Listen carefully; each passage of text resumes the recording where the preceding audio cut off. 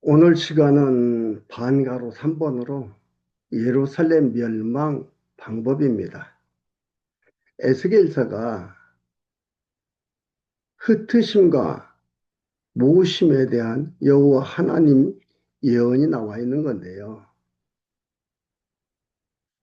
그 가운데서 흩으시는 여호와 하나님, 흩으시는데 어떻게 흩으시나 그게 대해서 나옵니다. 그게 반가로로 1번, 2번, 3번이 나오는데 오늘부터는 3번 예루살렘 멸망의 방법입니다. 흩뜨시기 전에 반가워 1번은 뭐였어요? 선지자의 소명과 예언입니다.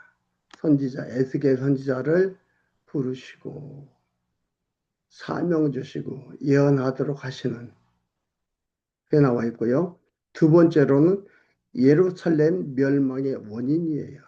이래 이래해서 예루살렘을 멸망한다. 하나님께서 갑자기 멸망시키는 게 아니고 이것은 이미 뭐라고 했습니까?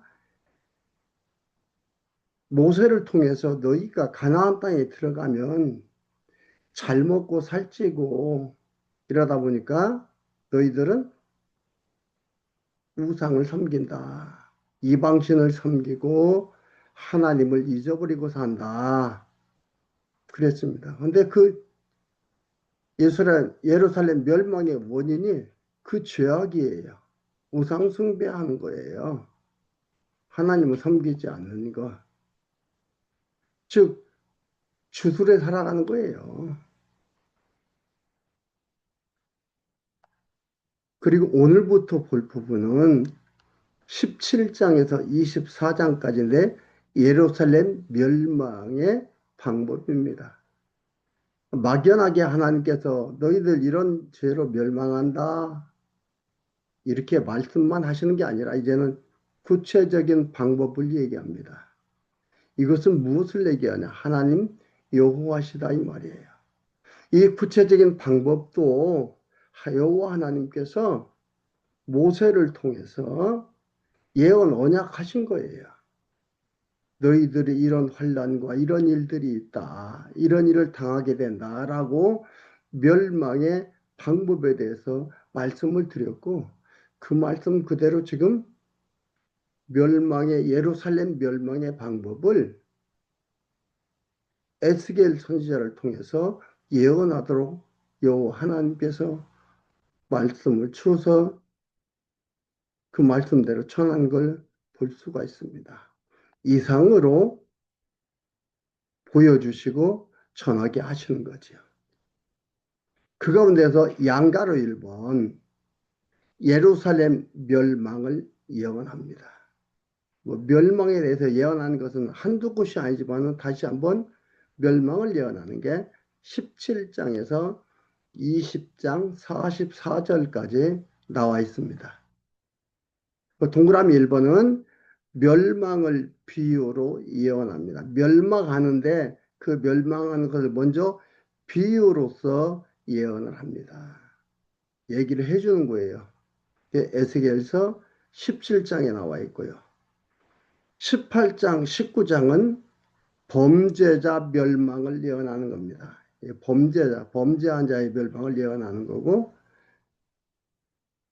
20장 1절에서 44절까지는 회고와 언약을 예언하는 겁니다. 그러니까 언약이란 뭐라 했어요? 반드시 되어지는 것. 되어져야만이 되어졌다는 걸 아는 게 아니고 예언 그 자체는 이루어진 거나 똑같다. 완료형 언약이 예언이다. 라고 말씀을 드렸습니다. 오늘은 17장 1절에서 10절까지 백향목 및 독수리와 포도나무 비유로 멸망을 예언을 합니다. 보도록 하겠습니다.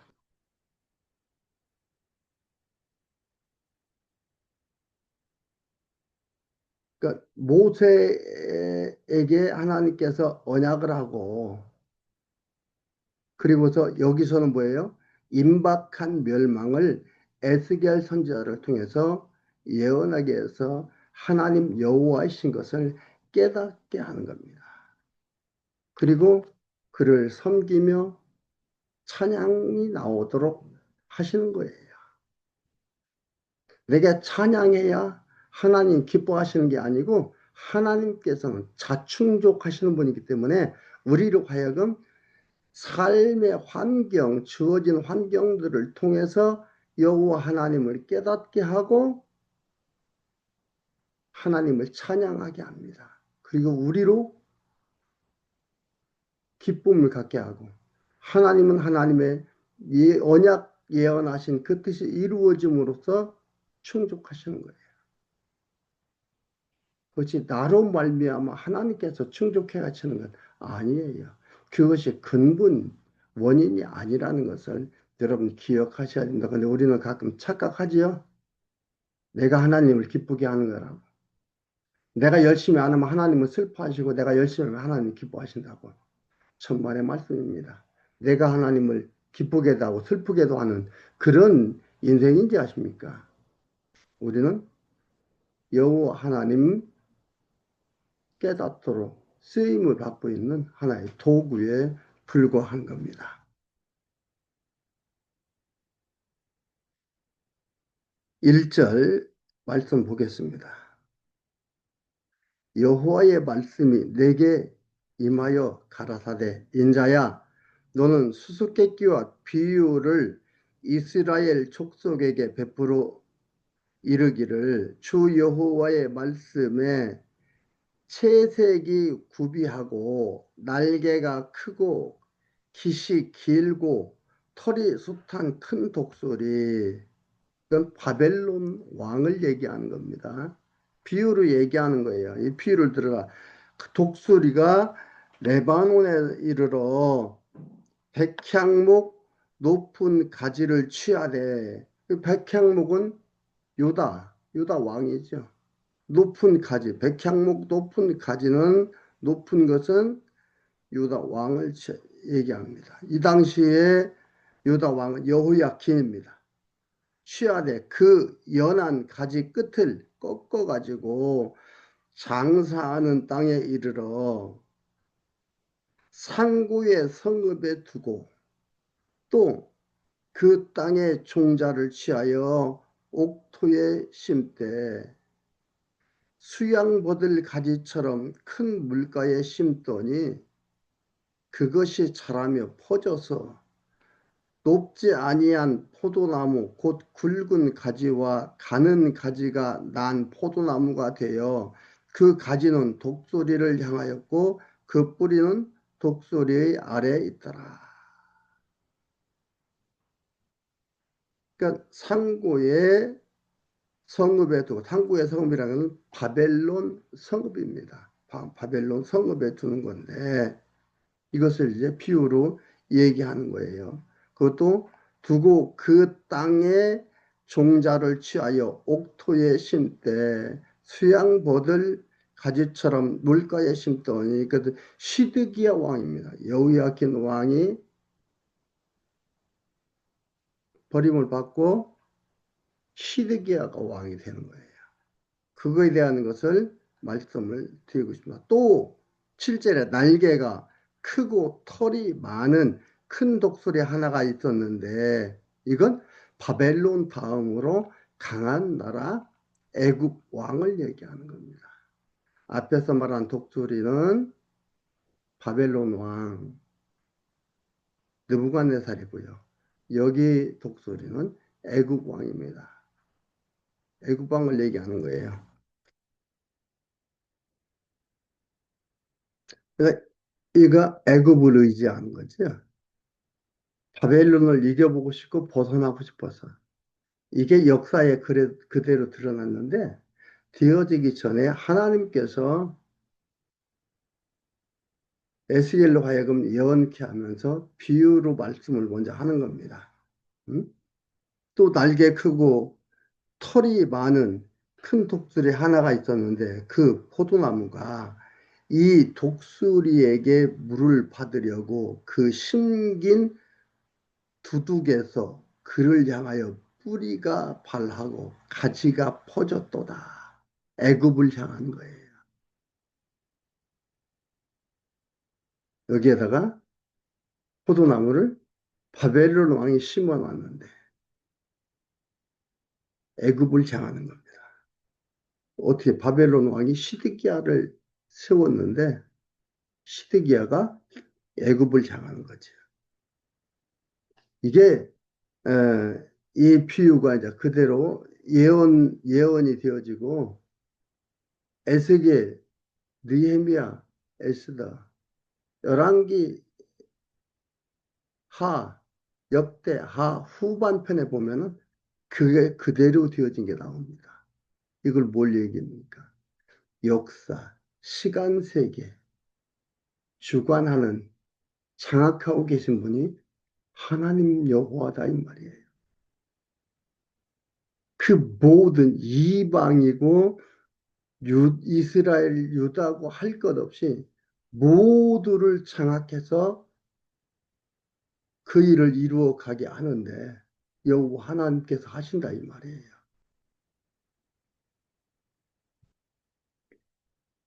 놀랍잖아요. 그 하나님이 나를 택하고 부르셔서 나의 아버지가 되시는 겁니다. 되셨잖아요. 그래서 내가 하나님을 찾게 되고 알게 되고 하나님으로 말미암아 소망 가운데서 소망을 갖고 살게 하잖아요.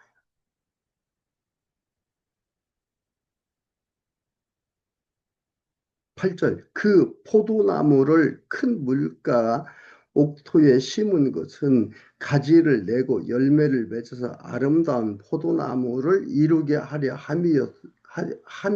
하였음이니라. 너는 이르기를 주 여호와의 말씀에 그 나무가 능히 번성하겠느냐? 이 독수리가 어찌 애구방이죠.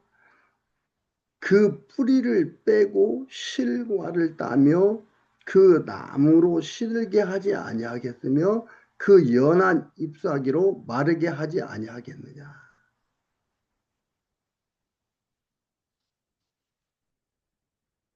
할 수 없다 이 말입니다. 많은 백성이나 강한 팔이 아니라도 그 뿌리를 뽑으리라. 볼지어다 그것이 심겼으나 번성하겠느냐. 동풍이 부딪힐 때에 아주 마르지 아니하겠느냐. 그 자라던 두둑에서 마르리라 하셨다 하라. 애굽 왕을 의지했는데 그 의지했던 시드기야가 바벨론 왕의 망할 것을 비유로 얘기를 하고 있습니다. 시드기야가 애굽으로 의지하지.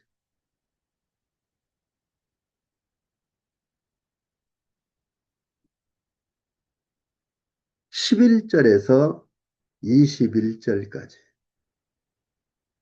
수수께끼 비유 해석으로 예루살렘 멸망을 예언합니다. 수수께끼 및 비유를 해석합니다.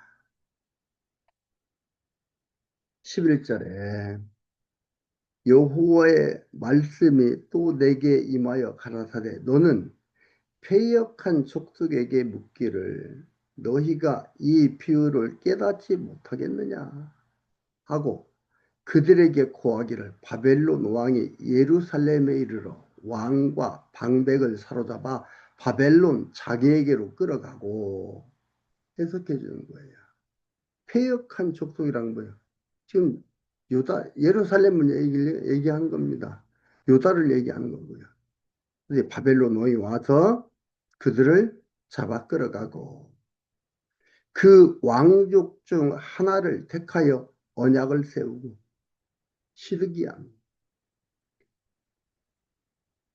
그로 맹세케 하고 또 그 땅에 능한 자들을 옮겨 갔나니 이는 나라를 낮추어 스스로 서지 못하고 그 언약을 지켜야 능히 서게 하려 하였으면을 그가 시드기야가 사자를 애굽에 보내어 말과 군대를 구함으로 바벨론 왕을 배반하였으니 형통하겠느냐. 이런 일을 행한 자가 피하겠느냐. 언약을 배반하고야 피하겠느냐. 나 주 여호와가 말하노라. 내가 나의 삶을 두고 맹세하노니 바벨론 왕이 그를 왕으로 세웠거늘 그가 맹세를 없인 여겨 언약을 배반하였은즉 그 왕의 거하는 곳 바벨론 중에서 왕과 함께 있다가 죽을 것이라. 시드기야가 바벨론에 잡혀가 있다가 눈도 빠지고요. 눈도 뺐잖아요. 그 자식들은 어떻게 했어요? 시드기야가 보는 앞에서 다 죽이고 다 죽고요. 이런 비참한 일을 겪게 했습니다. 이따가 죽을 것이라. 대적이 토성을 쌓으며 운제를 세우고 많은 사람을 멸절하려 할 때에 바로가 그 큰 군대와 많은 무리로도 그 전쟁에 그를 도와주지 못하리라. 도와줄 수가 없다 이 말이에요. 아무리 많은 군대를 가지고 있다 할지라도 도와줄 수가 없다 이 말이에요. 도와주고 도와주지 않고의 그 힘의 원천은 어디입니까? 무기가 아니에요. 말이 아니에요. 군사의 숫자가 아니에요. 하나님의 계획 안에 들어있느냐, 어떠한 계획에 들어있느냐, 있는 거예요. 그 원천은 여호와 하나님께 있다 이 말이에요. 그러니까 이들이 이렇게 하겠느냐 이 말이에요. 하지 못한다 이 말입니다. 그러니까 시드기야 왕이 바벨론 배반으로 시드기야 왕이 바벨론의 배반함으로써 바벨론 군대에게 멸망을 당할 것을 지금 얘기하는 것들입니다.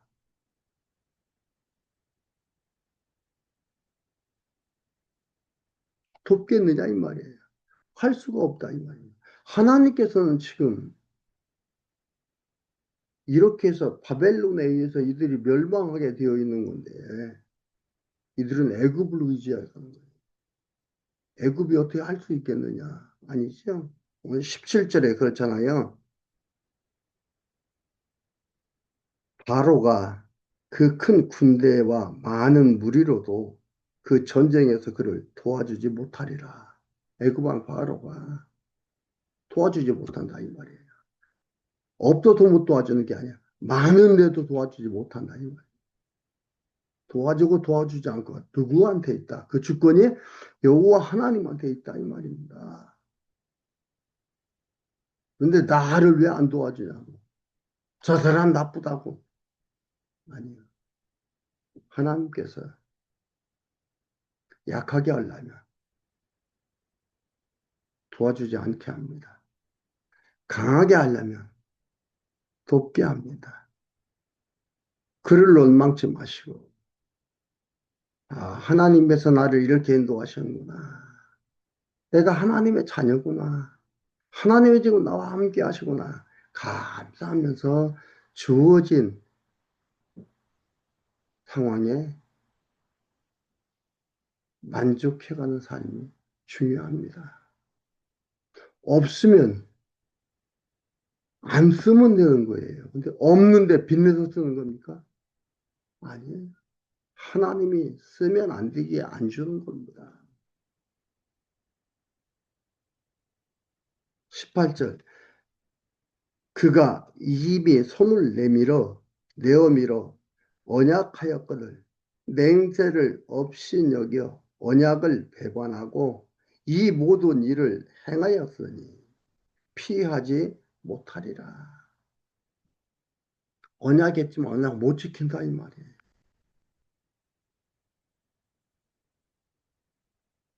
그 언약에 대한 하나님의 언약과 사람들 사이에서의 언약은 그 개념이 다른 거예요. 사람들의 언약은요, 하나님의 언약 속에 들어있고 하나님으로 말미암아 되어지는 거기 때문에 이 언약은 이루어지기도 하지만 휴지 조각이 되는 것도 있어요. 그렇게 되는 거예요. 근데 우리는 저 사람을 배반했다. 그 당사자, 현상 속에서 당사자만 욕하고 서운해하고 속상해하고 하잖아요. 그래서 스트레스 받고 가슴 아파하고 등지고 살고.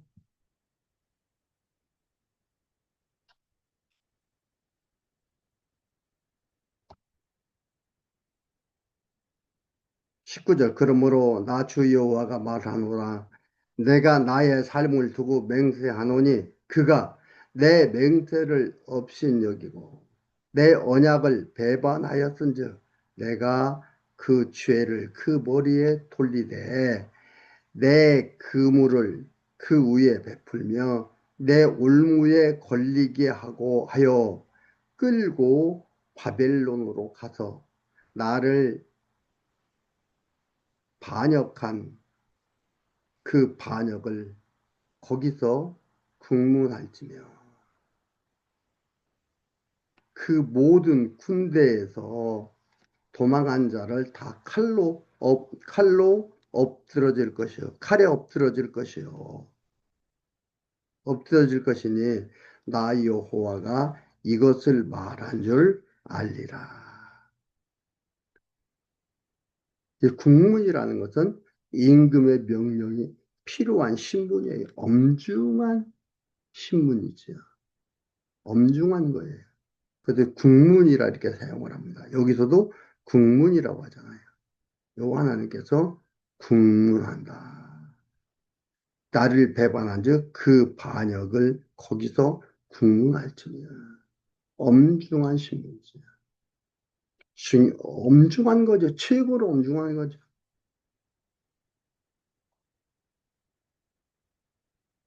그리고 22절에서 24절까지 회복을 통해 여호와의 능력을 알린다고 비유로 예언합니다. 이렇게 하나님께서 멸망만을 얘기하는 게 아니고 또 회복을 통해서 여호와의 능력을 알린다. 하나님의 능력이 있는 것을 여호와의 능력인 것을 알게 한다 이 말입니다. 22절에 나 주 여호와가 말하노라 내가 또 백향목 꼭대기에서 높은 가지를 취하여 심으리라. 왕을 세우고 왕을 멸하고 누구한테 있는 게 아니고 여호와 하나님한테 있는 것을 알 수가 있지요. 바벨론이 와서 백향목을 마음대로 자기들 뜻대로 생각대로 하도록도 하시고 또 백향목을 잘 보호하기도 하시는 게 하나님이시다 이 말이에요. 나 주 여호와 말하노라 내가 또 백향목 꼭대기에서 높은 가지를 취하여 백향목이란 유대 백성을 얘기하는 거죠. 높은 가지를 취하여 심으리라. 내가 그 높은 새 가지 끝에서 연한 가지를 꺾고 높고 빼어난 산에 심되 이스라엘 높은 산에 심으리니 그 가지가 무성하고 열매를 맺어서 아름다운 백향목을 이룰 것이요 각양새가 그 아래 깃들이며 그 가지가 그늘에 거할지라. 여호와 하나님께서 회복시킬 거에 대해서 얘기하는데 요 말씀 이렇게 한다는 이 말씀에 대해서 나온 부분을 우리 한번 보도록 하겠습니다. 에스라 2장.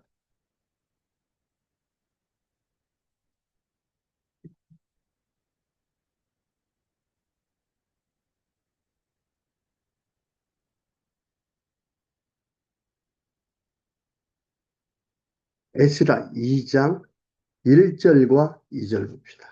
옛적에 바벨론 왕 느부갓네살에게 사로잡혀 바벨론으로 갔던 자의 자손 중에서 노임을 받고 예루살렘과 유다도로 돌아와 각기 본성에 이른 자 곧 스룹바벨과 예수와와 느헤미야와 스라야와 느엘라야와 모르드게와 필산과 스발 미스발과 비그웨와 르훔과 바야나 등과 함께 나온 이스라엘 백성의 명수가 이러하니 이렇게 해서 여호와 하나님께서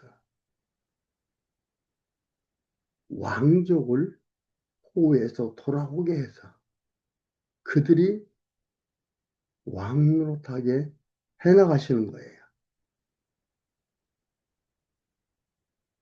이게 바로 놀라운 일인 거예요. 역사적 실제라는 역사적 사실이라는 것을 여기에서 말해주는 거예요. 언약하신 대로 보호해서 돌아오게 하셨다는 증거입니다. 이것은 창세기 49장에서 여호와 하나님께서 야곱이 예? 자기 자식들한테 유언을 하는 것을 우리는 볼 수가 있었잖아요. 그때 하나님께서 이런 언약을 했습니다. 야곱을 통해서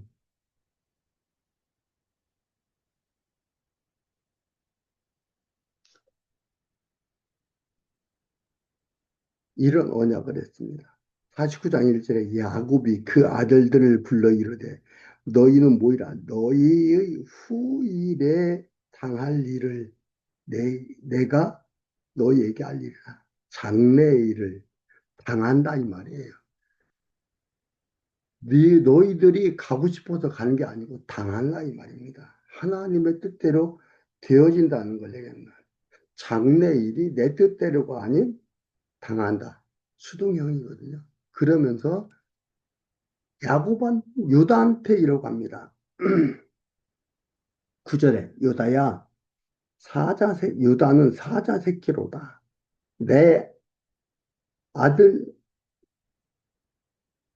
내 아들아 너는 움킨 것을 짚고 올라갔도다. 그 엎드리고 웅크림이 수사자 같고 암사자 같으니 누가 그를 범할 수 있으랴. 홀이 왕권입니다.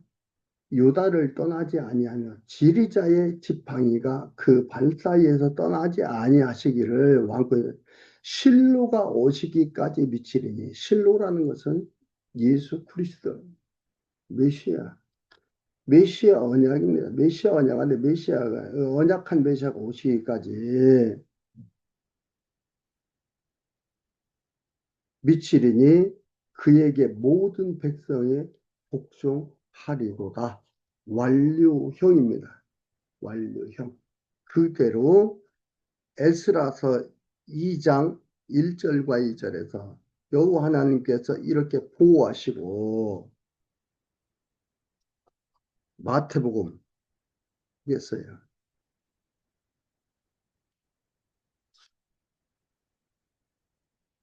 마태복음 1장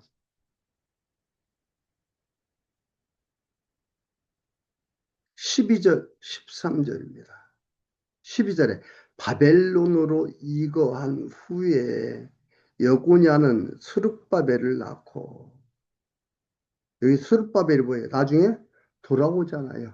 에스겔서 1장 2절 2장 1절과 2절에 보니까 스룹바벨이 돌아오죠. 여기서 여구냐는,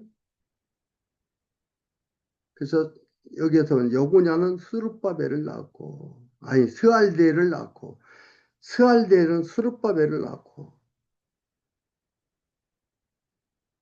스룹바벨은 아비웃을 낳고, 아비웃은 엘리야김을 낳고, 이렇게 해서 바로 메시아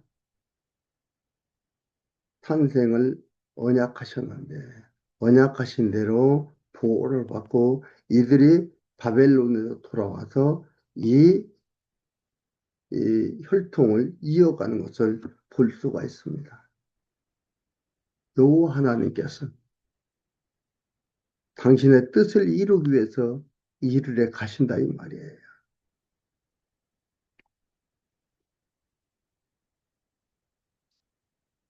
그러니까 에스겔서 17장 23절에 나온 얘기입니다. 이스라엘 높은 산에 심으리니 그 가지가 무성하고 그 열매를 맺어서 아름다운 백향목을 이룰 것이요. 각양새가 그 아래 깃들이며 그 가지 그늘 아래 거할지라. 들의 모든 나무가 나 여호와는 높은 나무를 낮추고 낮은 나무를 높이며 푸른 나무를 말리우고 마른 나무를 무성케 하는 줄 알리라. 나 여호와는 말하고 이루느니라. 말뿐인 게 아니다 이 말이에요. 당신 뜻대로 계획대로 언약하신 대로 이루어 간다 이 말입니다. 이게 우리들의 아버지 하나님 여호와십니다. 그러니까 멸망을 비유로 얘기를 하지만은 멸망만 비유로 얘기하는 게 아니고 회복도 회복을 통해서 여호와를 알린다고 회복하는 것도 비유로 말씀을 하고 있습니다. 여러분, 오늘 이 말씀을 보면서 얼마나 행복하고 얼마나 편안합니까?